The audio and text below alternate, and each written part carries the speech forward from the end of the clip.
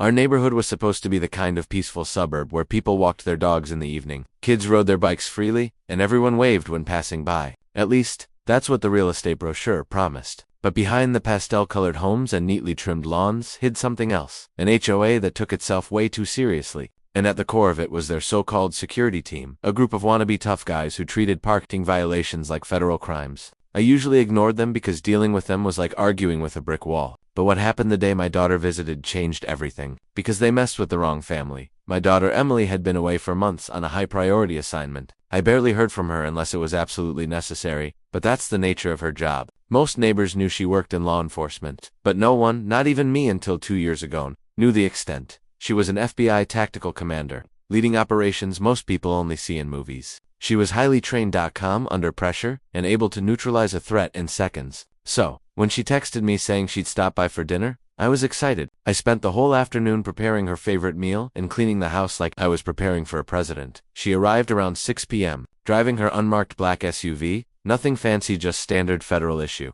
She parked in front of my house, like she had done countless times before, and that's when the trouble started. From my kitchen window, I saw the HOA security guy, Carl, the one who wore sunglasses, even at night, marching toward her car like he was about to conduct a narcotics raid. This man took his authority way too seriously. He once threatened to fine a neighbor because her Halloween pumpkin was too aggressive. That's the level of absurdity we're dealing with. Emily hadn't even gotten out of her car when Carl started banging on her window. I could hear his muffled yelling even from inside, and my stomach dropped. I rushed toward the door, but Emily had already stepped out, standing tall, posture steady, completely unfazed. Carl started yelling at her about illegal parking, even though she was parked directly in front of my own property. When she calmly told him she was visiting her father, he demanded ID, not politely, not professionally, aggressively. Emily stayed calm, but I could see that switch in her eyes, the one that meant she went from civilian mode to operative mode. She tried to de-escalate, telling him there was no issue, but Carl wasn't having it, and then he crossed the line. He reached for the holster on his hip. I froze in the doorway as the sight of his gun came into view. Even though it was likely just a low-grade private security-issued firearm, the intention behind it was unmistakable. Carl pointed his weapon directly at my daughter and began shouting that she was trespassing and resisting HOA authority. Emily's expression didn't change, but her stance did subtle shift, weight distribution, hands slightly open. She wasn't scared. She was calculating. I felt like my heart stopped. I yelled for him to put the gun down, but he ignored me completely. In that split second, I realized Carl had no idea who he was threatening. Emily wasn't just trained to handle guns, she trained people to handle guns. She had been in situations 10 times more dangerous than this one.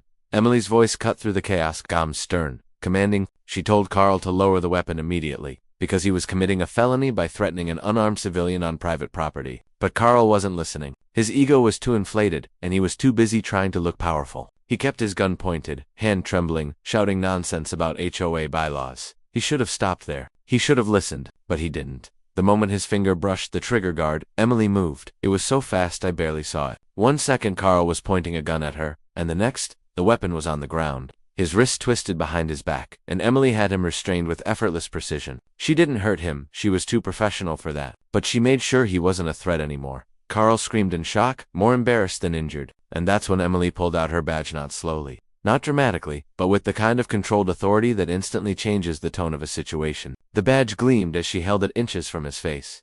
Federal Bureau of Investigation, Tactical Command. Carl went dead silent. The HOA president, who had been watching from a few houses away like a nosy spectator, suddenly started speedwalking toward us. I could practically see the panic on her face as she realized this wasn't a simple parking dispute anymore. Emily released Carl, who stumbled back like a toddler learning to walk. The HOA president started apologizing immediately, saying Carl was new and overzealous. Emily wasn't having it. She calmly stated that pointing a gun at an unarmed person, without cause, was a serious crime, and that she was obligated to report the incident. Carl's face drained of color. Within minutes, 2 marked police cruisers arrived. Not because I called them, Emily did. And when an FBI tactical commander reports a firearms misconduct incident, the response is immediate. The officers took Carl aside, read him his rights, and began questioning him. The HOA president tried to intervene, but the officers told her to step back. Neighbors gathered outside, whispering, watching the so-called tough security guard being put in handcuffs. And the craziest part? He still didn't fully understand what was happening until Emily explained it to him herself.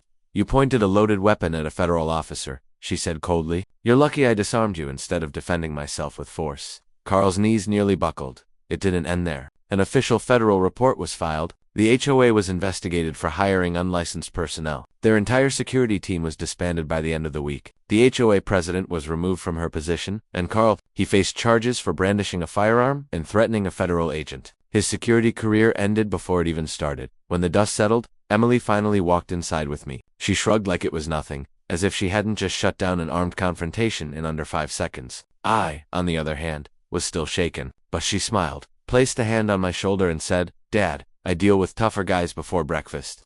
The neighborhood never looked at my house the same way again. Suddenly, everyone was extra polite. The new HOA board even sent me a fruit basket to make up for the unpleasant incident. It was ridiculous, but also kind of funny. The lesson was simple. You never know who you're messing with. And the HOA security guard learned that the hard way when he pulled a gun on the wrong woman in. FBI Tactical Commander.